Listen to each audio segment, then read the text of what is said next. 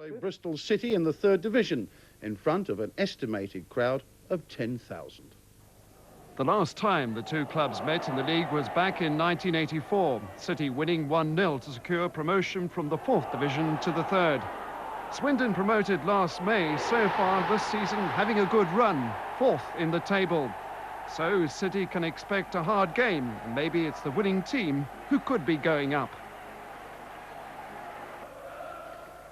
Well, yesterday's sale of midfielder Gary Hampson to Port Vale means changes. Terry Cooper, the manager, now has £70,000 to buy new players. Now, if City drop a winger on Sunday against Swindon, then it's my bet defender Rob Newman will switch to midfield. Swindon, as usual, won't have their side available on the team sheet until just before kick-off. It's an all-ticket game, by the way. That means no tickets will be sold on Sunday.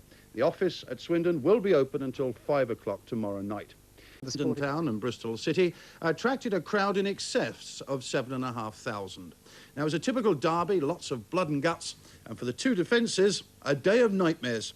City snatched victory late in the game, and those 3 points have pushed them up the table. They're now in 7th place, just behind Swindon, but City do have a game in hand. Well, looking closer at that table, it's interesting to note City's goal record. They have the best defensive record in the 3rd Division, having only conceded 15 goals in 18 matches. But on Saturday, you'd hardly have thought it. Well, before the game, Swindon said their final farewell to goalkeeper Kenny Allen, who's off to Torquay United. Sunday's match attracted a large crowd. Sunday football very popular in Swindon, it seems.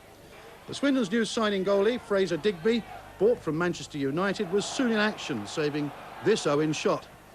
But Owen was injured in this move, so that meant, out of favour, Glyn Riley came on in the 21st minute. Bristol City substitution. Swindon scored first just 3 minutes later. City's defence in total disarray. Rob Newman's bad back pass allowed Steve White to nip in and beat Waff.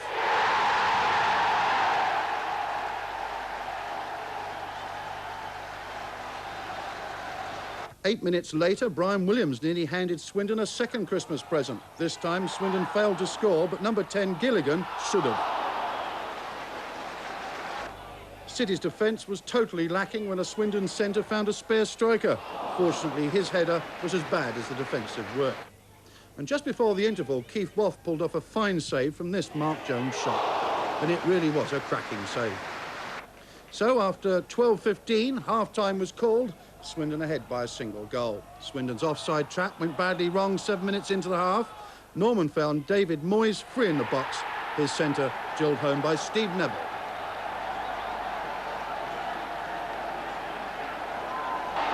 Well, Swindon threw everything except the kitchen sink into attack. Henry brought this ball onto his left foot, and only Moyes' kneecap saved the day as the shot was eventually cleared for a corner. Then, from this Swindon's free kick, another free header for Bamber, Waff saving with an acrobatic dive. 3 minutes from time, Marshall robbed Colin Calderwood on the right, went down to the line and centred for Neville. His shot found the net, helped in by the sprawling Charlie Henry. So City grabbing 3 points late in the game, a less than inspired performance from both defences. City lucky to win in the end.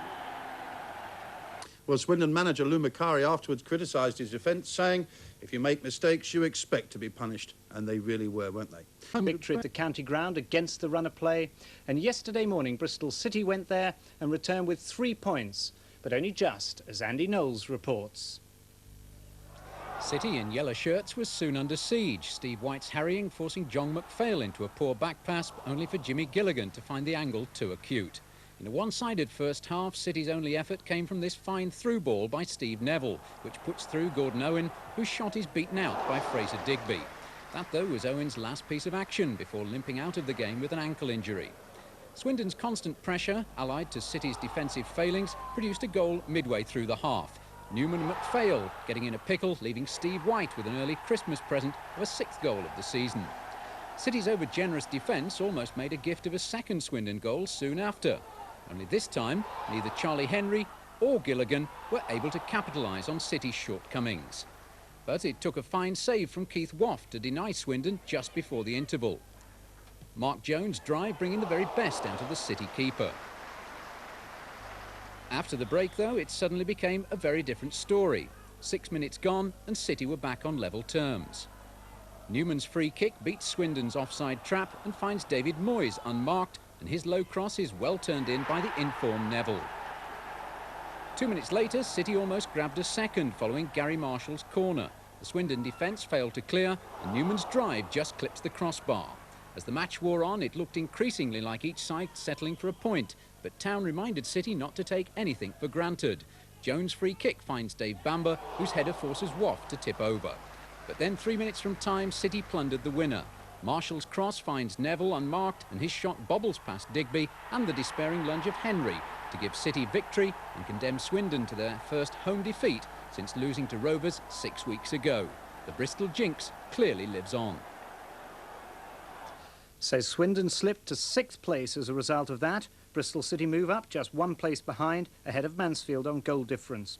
Rovers are in 17th place after their 2-2 draw at Twerton Park against Newport County. Swindon have now signed Fraser Digby on a 2-year contract. The goalkeeper had been on a 3-month loan from Manchester United.